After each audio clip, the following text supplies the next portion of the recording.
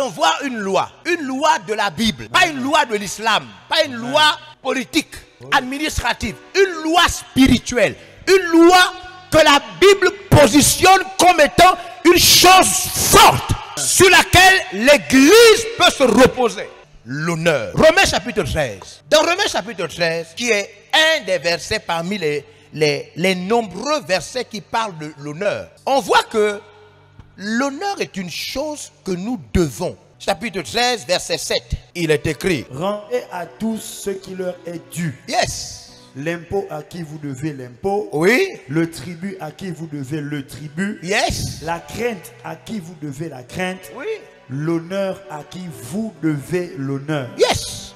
Donc, c'est quelque chose que nous devons. Comment on honore? Dès que vous n'avez pas l'honneur dans votre église, dans votre maison, vous savez, il y a des gens qui ont même des enfants et qui ne surveillent pas s'ils ont mis l'honneur dans l'éducation. Ils se disent que le sang suffit. Le sang ne suffit pas. Les gens vont se tuer même s'ils sont parentés parce que le parent n'a pas construit avec sagesse cette famille. Ils croient que les gens vont se souvenir qu'ils sont frères. Tu te trompes. C'est dans ton cercueil que tu vas voir tes enfants se brûler. Si tu n'as pas mis l'honneur dans ta construction, tu manques d'un fondement important. Amen. Et nous sommes en train de construire un peuple de Dieu sans honneur. Oh, le monde francophone est le monde le plus expert. Le monde francophone considère l'honneur comme étant le culte de la personnalité. Vous, excusez-moi, vous voyez des gens, ils n'arrivent même pas à faire la différence entre un culte et puis le respect. Ils disent, mais ça c'est quoi chez vous là-bas, c'est quoi? Ça c'est maintenant l'honneur, ça c'est plutôt, ça c'est maintenant le culte de la personnalité. Sure. Mais attends, mais un culte c'est différent de respecter quelqu'un. Dans un culte, on chante pour la divinité. On se prosterne pour la divinité, n'est-ce pas? On adore la divinité, n'est-ce pas? On vénère la divinité. Mais est-ce que tu vois dans l'église que on chante pour le pasteur? Ça veut dire la louange, c'est le pasteur, c'est toi, Dieu. Est-ce qu'on dit ça? Pourquoi tu parles de culte? Tu entends bien comment l'église dit?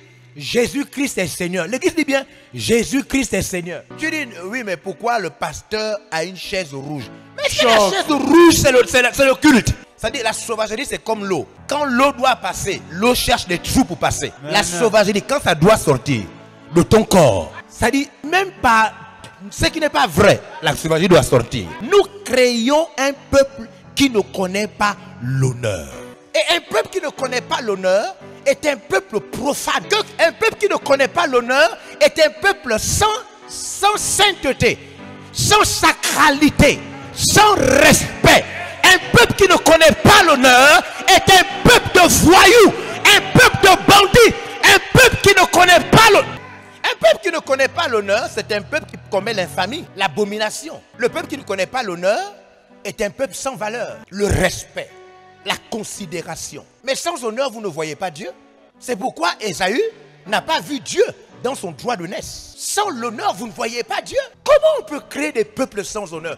Comment on peut créer une église sans honneur? Comment on peut laisser les gens accéder à des niveaux de responsabilité sans l'honneur? Sans l'honneur. Vous pouvez retrouver l'intégralité de ce message sur la page Facebook et la chaîne YouTube de l'apôtre évangéliste Georges Olivier Passabois. Abonnez-vous et ne ratez plus rien.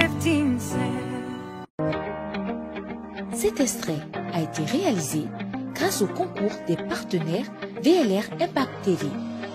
Merci, chers partenaires.